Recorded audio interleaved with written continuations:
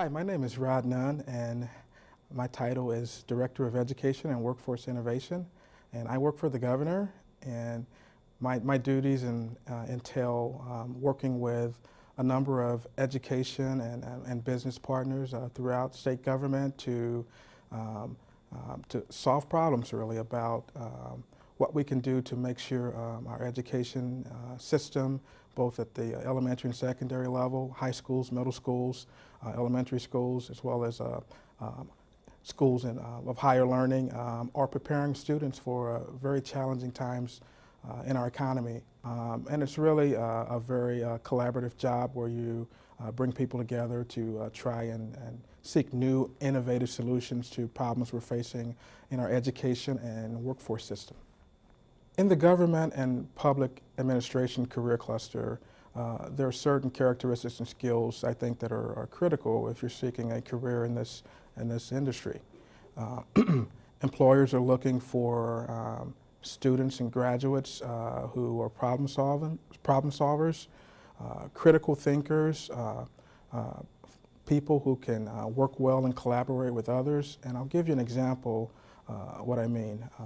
I hear a lot of times about how some of our best and brightest students, after they graduate, they don't come back to the state to work, and we call that brain drain. And so if you really want to, say, reduce brain drain, there's no one entity that can really solve that. You've got to be able to call on community leaders in economic development, business leaders, community developers, educators, stakeholders and individuals from a wide variety of folks to really put together the types of solutions to make the community and the state more attractive so that folks will want to stay here after graduation to live and raise their family and to work. What I enjoy most about my career is being able to work with a variety of individuals from the community all across the state and use my creativity and collaboration skills to really affect change.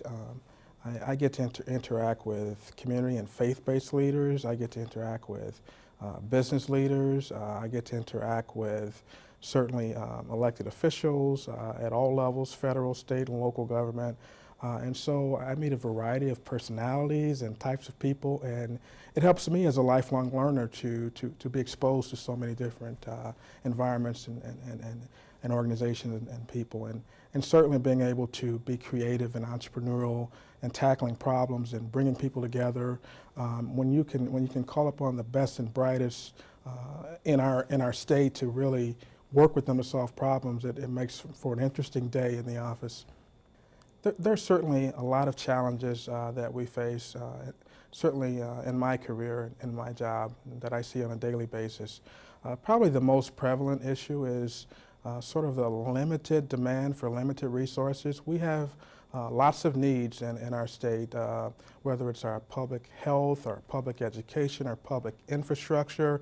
There's just a lot of needs, and there are never enough resources to go around. And so you're always making tough decisions, and you're trying to create the best public value for the common good for the most people, and that could cause certainly a challenging day and challenging week in my case. I think my interest in public service really started right around the 7th or 8th grade. I can remember vividly being on something called the Scholar Quiz team in middle school. And we would have these meetings on Mondays, Wednesdays, and Fridays an hour before school started. And our math teacher was actually the leader, and it was basically he would bring in some history or some public events, and he'd just throw questions at us. And I was always at the edge of my seat, and I can remember vividly learning about the Cold War growing up and communism versus democracy. And I remember vividly the double-digit inflation of the early 80s and what that meant for economics. And so, I guess I kind of was very inquisitive about, well, who were the folks who were out there helping to solve those problems? And I think I want to be one of those people one day when I grow up. And that was certainly reinforced when I got home, both my parents were very active civically and volunteered, and so we were exposed to, growing up, lots of community leaders, and I always sort of looked up to those people.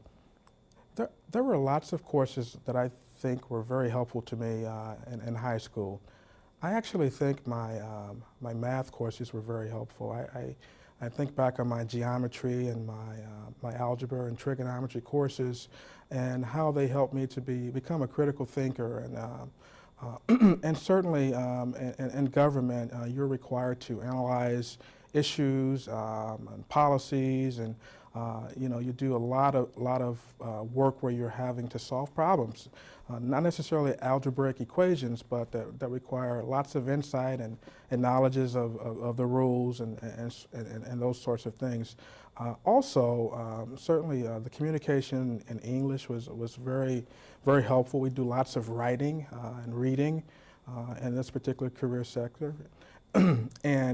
And I got to tell you, I took lots of music classes growing up, and those were just as important, if not more important, than some of the more rigorous coursework I took.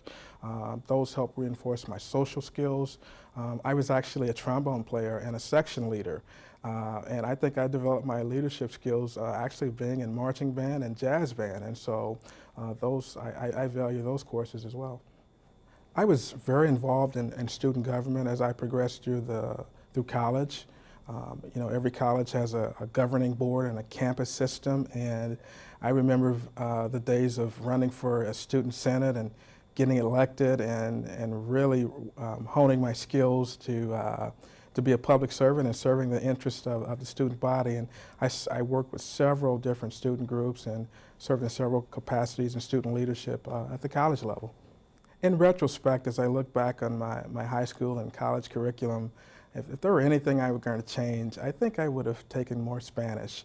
I probably had, between high school and college, 4 years of French, none of which I use, and I come in contact so much now with leaders and different individuals from the Latino community who sometimes I wish I could just talk in their language. But it's certainly interesting that I took French, and lots of folks were telling me to take Spanish, and I said no. But that's something maybe I think differently about if I were doing it over.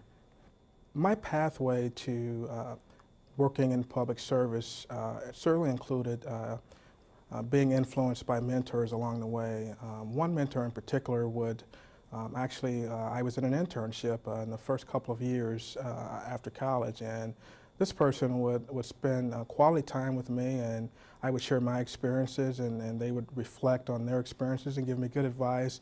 And they would give me these interesting tidbits that I could apply. They would say things like, well, Rod, people don't care how much you know until they know how much you care, and the importance of applying compassion in public service. Or they would say, networking is so important, and you need to build a tree, and the root of the tree is you, and then the branches represent different sectors that you need to interact with, and the leaves are people, and draw your tree every couple of months and see how you've expanded your network.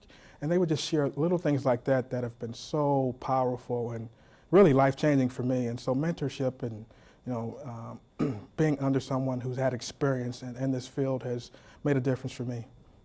If I had to give advice to someone who was considering a career in public service, I would certainly tell you to consider in middle school and high school taking a more rigorous course load. Even if you're not thinking of becoming a scientist or an engineer or a medical doctor, rigorous courses in mathematics and science, for instance, are going to prepare you to be a critical thinker, a problem solver. In government is what we need. And I would also tell you to be balanced, and you will need to obtain social skills and soft skills, certainly like leadership and dependability and those types of things that are reinforced in social clubs and the arts and the humanities, music and those types of things. And so I would encourage you to both take a rigorous course load as well as to be involved in social activities. I have one final word of wisdom for anyone seeking a career in public service or any career for that matter, and that is to be a lifelong learner. The pace of change in our world is so fast with technology and innovation and globalization and all these things you read about. But really, if you're going to be successful, you got to be prepared to always learn and improve yourselves. Even when you graduate from high school, and if you go on to post-secondary education, to college, that's only going to serve you for a few years, and you will need to continuously upgrade your skills, and that's going to help you in the future more than anything.